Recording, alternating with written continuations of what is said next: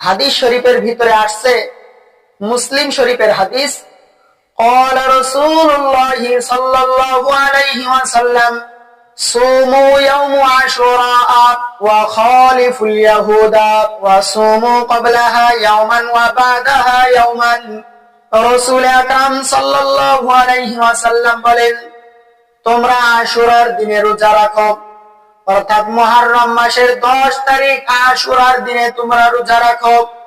আর তোমরা ইহুদি খ্রিস্টানদের বিরোধিতা করো, ইহুদি খ্রিস্টানদের উল্টা করো, ইহুদি খ্রিস্টানদেরকে তোমরা অনুসরণ করো না। কারণ এই মুহররমের 10 তারিখে আশুরার দিনে ইহুদিরা রোজা রাখে, ইহুদিরা একটা রোজা রাখে। আর আমরা ইহুদিদের বিরোধিতা করার জন্য, ইহুদিদের উল্টা করার জন্য আমরা 2টা রোজা রাখবো, অর্থাৎ মুহররম মাসের 10 তারিখে একটা রোজা রাখবো এবং 9 তারিখে একটা রোজা রাখবো। রাসূল আকরাম সাল্লাল্লাহু আলাইহি ওয়াসাল্লাম বলেন, তোমরা এই মুহররম মাসের 9 তারিখে এবং 10 তারিখে রোজা রাখবে, অথবা যে ব্যক্তি 9 তারিখে 10 তারিখে রোজা রাখতে পারবে না, সে যেন 10 তারিখ এবং 11 তারিখে রোজা রাখে। মহান রব্বুল আলামিন আমাদেরকে নতুন একটা বছর দান করেছেন। আরবি মাসের প্রথম মাস মুহররম মাস। এই মুহররম মাসের ফজিলত, এই মুহররম মাসের বরকত, এই মুহররম মাসে আল্লাহ পাক রব্বুল আলামিন অনেক কাজ ঘটিয়েছেন। এই মুহররম মাসে আল্লাহ পাক রব্বুল আলামিন বিগত জামানায়, পিছনের জামানায় অনেক নবীকে এই মুহররম মাসে আল্লাহ পাক রব্বুল আলামিন সাহায্য করেছিলেন এবং দুনিয়ার ভিতরে অনেক ঘটনা আল্লাহ পাক রব্বুল আলামিন পিছনের জামানায় এই মুহররম মাসে ঘটিয়েছেন, যা আমরা তাফসীরের কিতাব থেকে জানতে পারি। এই মুহররম মাস আরবি মাসের প্রথম মাস। আজ পবিত্র জুমার দিন মুহররম মাসের 3 তারিখ আসছে। আগামী জুমার দিন মুহররম মাসের 10 তারিখ আশুরার দিন। রাসূলুল্লাহ সাল্লাল্লাহু আলাইহি ওয়াসাল্লাম এই আশুরার দিনে আমাদেরকে রোজা রাখার কথা বলেছেন।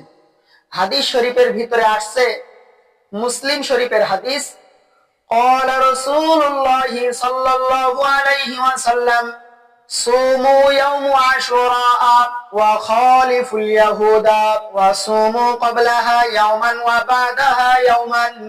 রাসূল আকরাম সাল্লাল্লাহু আলাইহি ওয়াসাল্লাম বলেন, তোমরা আশুরার দিনে রোজা রাখো, অর্থাৎ মুহররম মাসের 10 তারিখ আশুরার দিনে তোমরা রোজা রাখো। আর তোমরা ইহুদি খ্রিস্টানদের বিরোধিতা করো, ইহুদি খ্রিস্টানদের উল্টা করো, ইহুদি খ্রিস্টানদেরকে তোমরা অনুসরণ করো না। কারণ এই মুহররমের 10 তারিখে আশুরার দিনে ইহুদিরা রোজা রাখে, ইহুদিরা একটা রোজা রাখে।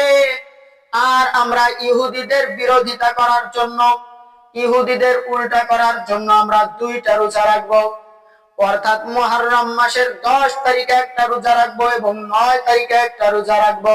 রাসূল আকরাম সাল্লাল্লাহু আলাইহি ওয়াসাল্লাম বলেন, তোমরা এই মুহররম মাসের 9 তারিখে এবং 10 তারিখে রোজা রাখবে, অথবা যে ব্যক্তি 9 তারিখে 10 তারিখে রোজা রাখতে পারবে না, সে যেন 10 তারিখ এবং 11 তারিখে রোজা রাখে।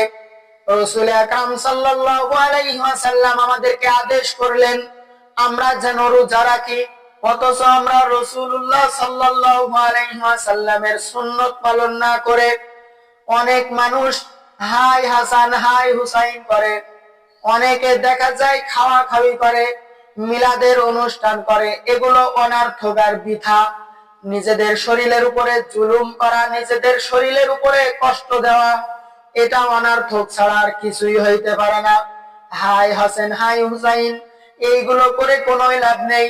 যদি আমরা আল্লাহ পাক রব্বুল আলামিনের সন্তুষ্টির লক্ষ্যে রোজা রাখি এবং আল্লাহ পাক রব্বুল আলামিনের কাছে ক্রন্দন করি, তাদের জন্য দোয়া করি, এইটাই হবে আমাদের ভালো আমল।